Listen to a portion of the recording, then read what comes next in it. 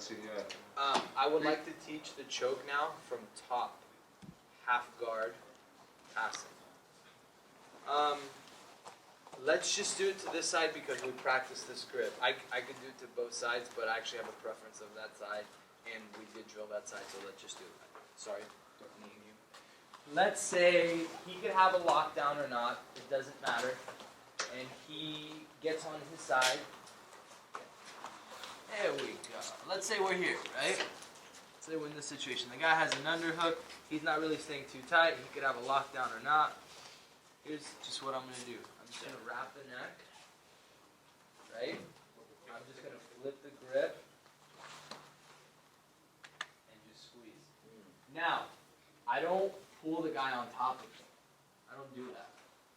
Now, what happens if like the guy like uncrosses his legs and tries to come on top? Go.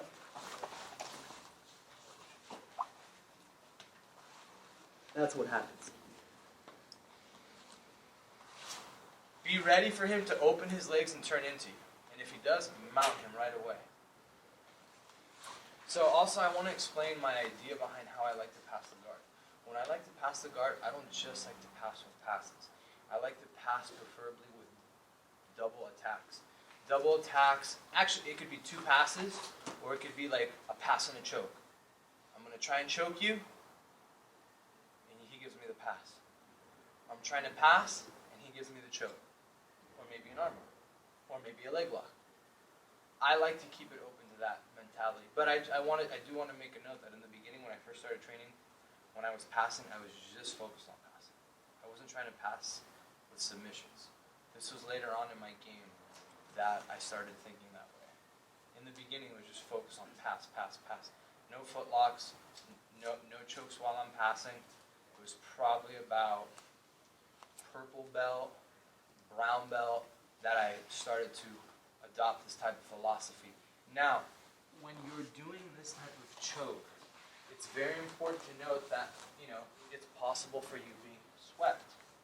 If it's possible for the guy to sweep you, like, just settle down and make it so he can't sweep you. Does that make sense?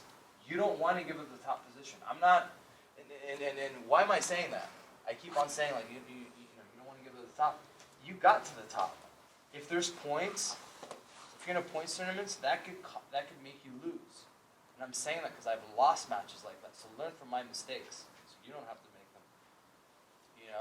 So if you're on top, stay on top. And if you're in a fight too, it's obviously like some of you guys fight MMA. It's just so much better for you to be on top. So much better. You're not the one that's getting punched in the face, and in the eyes of the judges, generally, who's winning if you're on top? Exactly. Unless the guy on the bottom's got a super wicked guard, and he's like throwing up mad subs. But from half guard, you're not really throwing up subs. Except for electric chair and maybe an Apollo choke. Maybe a Kimura every now and then. So, he gets the lockdown. He whips me up. He's on the side, right? Now, if he was like super tight here, like locking your hand, if he does this, right, you would want to bring this forearm in front, grab, and like try and break. That could be one way that you go about doing it. Who knows, maybe you can Ike Turner rape choke him. Now, lock the. You can either go ball and socket or you go straight to the pretzel grip. Pull up, elbow in, switch, squeeze. Open your legs, try and come on top. Cross the feet, squeeze the knees.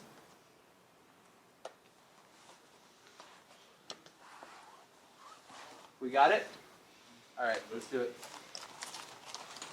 This is one of my favorite techniques, by the way. I get this a lot.